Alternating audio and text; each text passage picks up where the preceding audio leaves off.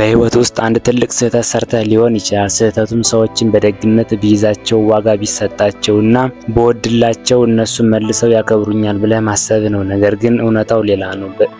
ብዙ ጊዜ ደግነት እንደ ድክመት፣ ዝምታ እንደ ፍርሃት፣ ትህትና ደግሞ እንደ መናቅ ተቆጥሮብህ ያውቃል። ከ500 ዓመታት በፊት በፍሎረንስ ይኖር የነበረው ኒኮላስ ማኪያቬሊ ለዓለም ያስተማረው አንድ መራራ እውነት አለ። ዓለም እኛ እንደምንመኛት መልካም አይደለችም። ዓለም በኃይል በጥቅምና በስልጣን የምትመራ ናት። ማኪያቬሊ እንዲህ ይላል፣ ሰው መሆን ማለት በተኩላዎች መካከል እንደ በግ መሆን ማለት አይደለም። በተኩላዎች መካከል ስትኖር አንተም እንደ ተኩላ ጥርስህን ማሳየት አለብህ፣ ያለበለዚያ መበላትህ አይቀሬ ነው ይላል። ዛሬ በአዲስ ማንነት ቻናላችን ለማያከብሩ ሰዎች ልታደርጋቸው የሚገቡ አንዳንዴ ማስደንጋጭ የሚመስሉ ግን ክብርህን የሚመልሱ 12 የማኪያቬሊ ሚስጥሮች እንመረምራለን። ይህ ቪዲዮ ስለ ክፋት አይደለም።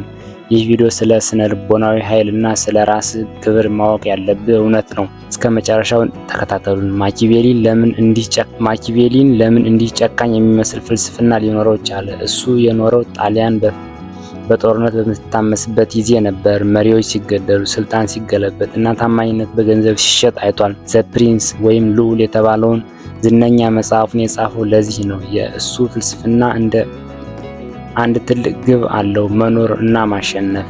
ሰዎች አንተን ማክበር ሲያቆሙ አንተ እንደ አንድ መሳሪያ ወይም የማይረባ ነገር ማየት ጀምረዋል ማለት ነው። ማኪያቬሊ ይህንን ሁኔታ እንዴት መቀልበስ እንደምትችል በዝርዝር ያስተምረናል።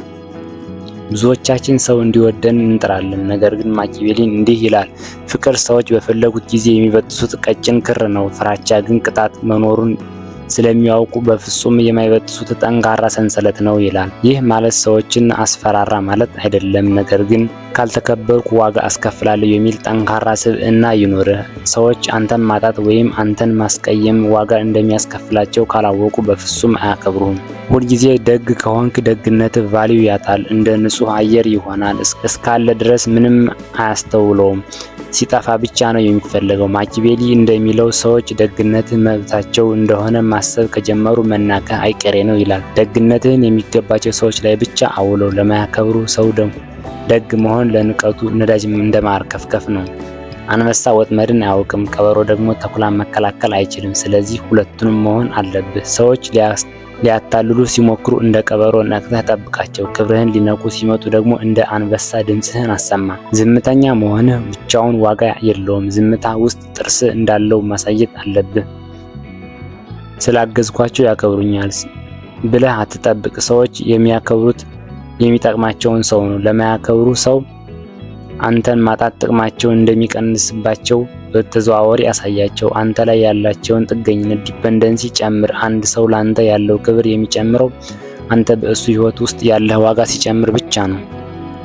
የሚያከብር ሰው አንተን በደንብ አውቄሃለሁ ብሎ ደምድሟል። አንተ ግን ራስህ ምስጢር አድርግ። ስለ እቅድህ፣ ስለ ስሜትህና ስለ ቀጣይ እርምጃ አታውራ። ማኪያቬሊ እንደሚለው ሰዎች ድርጊት የማይገመት ሲሆን ይፈሩሃል፣ ሲፈሩ ደግሞ ያከብሩሃል። ድንገት ተለወጥባቸው፣ አዲስ ነገር ጀምር፣ ዝምታህን አብዛው። ይህ ግራ ያጋባቸዋል። ግራ መጋባት ደግሞ ወደ ክብር ያመራል።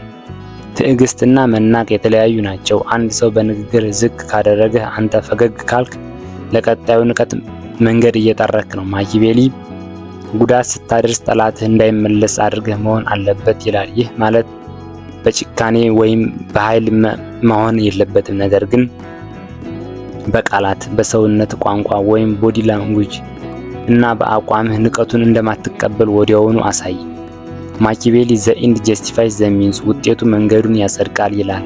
ሰዎች ንቀውህ እያለ ብትከራከራቸው ንቀታቸው ይጨምራል። ከንግግር ይልቅ ወደ ስራ ግባ። እነሱ ካንተ ባልጠበቁት ደረጃ ስኬታማ ስትሆን ንቀታቸው ወደ አድናቆት ይቀየራል። ስኬት ትልቁ የበቀል መንገድ ነው። ይህ የማኪያቬሊ ፍልስፍና ዛሬ ባለው ሳይንስ እንዴት ይታያል? የሰው ልጅ አእምሮ ሄራርቺካል የደረጃ ባህሪ አለው። ሁልጊዜም ቢሆን በንቃት ህሊናችን ውስጥ ከእኔ በላይ ያለው ማን ነው? ከእኔስ በታች ያለውስ ብለን እንመድባለን። ለሰዎች ከመጠን በላይ መገኘት አቬሌቢሊቲ ዋጋህን ይቀንሳል። ማኪያቬሊ ያስተማረን ስካርሲቲ ፕሪንሲፕል ወይም የእጥረት ህግ ነው። አልፎ መገኘት፣ አልፎ ደግ መሆን እና ጠንካራ ቀይ መስመር ይኑርህ። በአእምሯቸው ውስጥ ከፍተኛ ደረጃ እንዲሰጡህ ያደርጋል። ክብር በልመና የሚገኝ ስጦታ አይደለም። ክብር የምታስገድደው ውጤት ነው። ማኪያቬሊን መከተል ማለት ጨካኝ መሆን ማለት ሳይሆን የራስን ዋጋ ማስከበር መቻል ማለት ነው።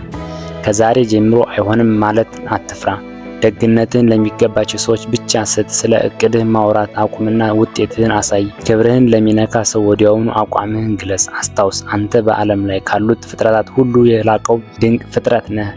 ማንም ሰው አንተን ዝቅ አድርጎ እንዲመለከትህ ፍቃድ አትስጠው። አዲስ ማንነት ማለት አሮጌውንና ተላላውን ማንነትን ጥለህ በራስህ መተማመን የተሞላውንና የተከበረውን ማንነትን መላበስ ማለት ነው። ይህ ቪዲዮ ከጠቀማችሁ ለጓደኞቻችሁ ሼር በማድረግ ለብዙ ሰዎች እንዲዳረስ በማድረግ እንድትተባበሩን በትህትና እንጠይቃለን። ለቻናላችን አዲስ ከሆናችሁ ሳብስክራይብ፣ ላይክ በማድረግ ቤተሰቦቻችን እንድትሆኑ እናሳስባለን። አዲስ ማንነት ራስን የመለወጥ ጥበብ